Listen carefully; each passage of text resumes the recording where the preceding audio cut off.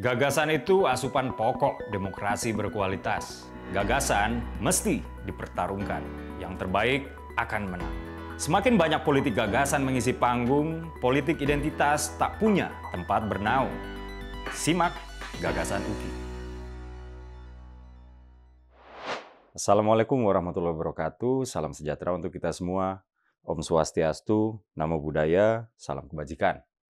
Teman-teman, beberapa hari ini jagat pemberitaan dihebohkan oleh sebuah kejadian yang mencederai tumbuh kembang demokrasi di Indonesia.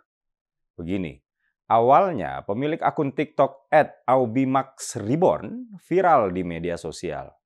Ia mengkritik pemerintah daerah Provinsi Lampung dengan menyebut Lampung sebagai dajal.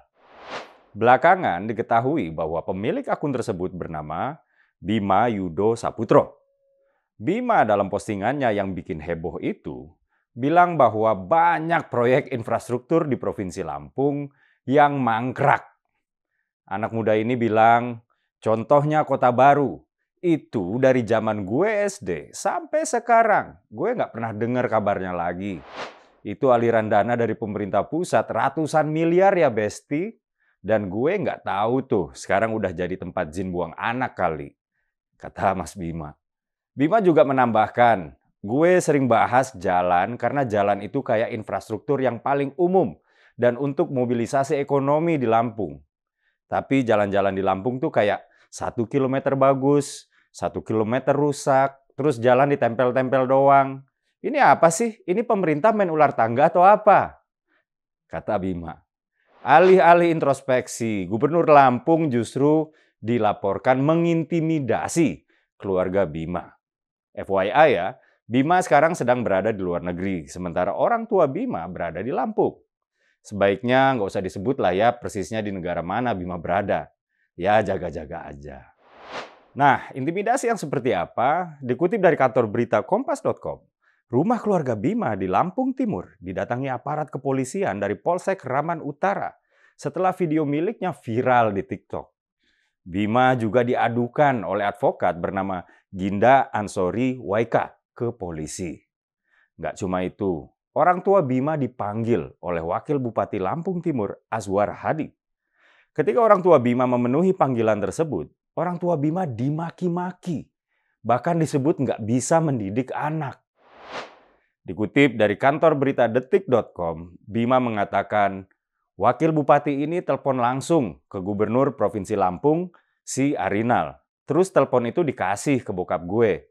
Terus bokap gue dimaki-maki, nggak becus urus anak lah, bakal memproses kasus ini lebih dalam lah, kata Bima. Belakangan tersiar bahwa proses hukum kasus ini berlanjut. Ini Gubernur Lampung dan Wakil Bupati Lampung Timur nggak ngerti demokrasi di satu sisi. Tapi di sisi lain, dia menjadi pemimpin daerah karena demokrasi. Begini, bos, kalau jadi politisi itu jangan baperan. Apalagi Anda sudah terpilih jadi pemimpin. Anda berkuasa atas mandat rakyat Anda, makan gaji dari pajak rakyat Anda. Ketika rakyat Anda mengkritik, mungkin caranya keras. Mungkin ya karena sudah geram sekali dengan performa pemerintahannya. Ya telan aja. Itu suara rakyat Anda, Tuan Anda. Coba belajar dari Giring PSI. Iya, Giring masih muda. Giring juga belum pernah menjabat sebagai pejabat publik. Dapat dikatakan belum sepengalaman kayak Anda lah, wahai Gubernur Lampung.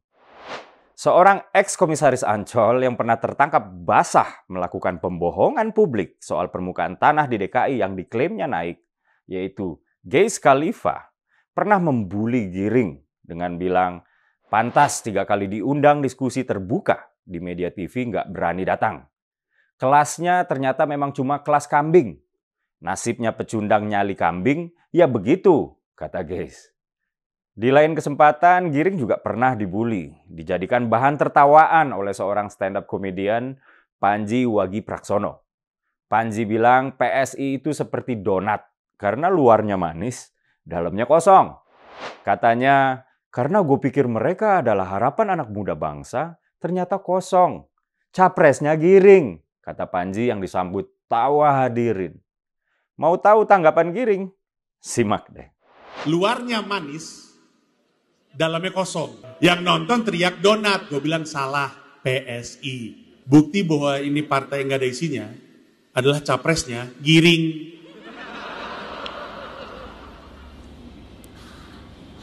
Bener ya. Sudahlah Pak Gubernur dan Pak Wakil Bupati, nggak ada gunanya Anda berdua bersikap otoriter seperti ini kepada rakyat Anda. Hanya karena Anda dikritik. Masih kurang contoh, tiru Pak Jokowi. Hampir tiap hari dicaci maki, difitnah, dibully di media sosial. Beliau tetap sabar dan terus ikhlas mewakafkan dirinya untuk bangsa ini. Udah nggak zaman mengintimidasi rakyat sendiri hanya karena dia mengkritik jebloknya kinerja pemimpinnya. Kesampingin deh kebaperan Anda. Masih banyak cara elegan untuk merespon kritik. Judulnya emang Anda itu pemimpin, tapi prakteknya Anda itu harusnya jadi pelayan. Karena memang begitu pemimpin di alam demokrasi. Akhir kata, mengutip Robert Greenleaf, seorang penulis dan pendiri Modern Servant Leadership Movement, the first and most important choice a leader makes is the choice to serve, without which one's capacity to lead is severely limited. Yang artinya, pilihan pertama dan yang terpenting yang harus diambil oleh seorang pemimpin adalah pilihan untuk melayani, yang tanpanya kemampuan seseorang untuk memimpin menjadi sangat terbatas. Saya Dedek Prayudi. Wassalamualaikum warahmatullahi wabarakatuh.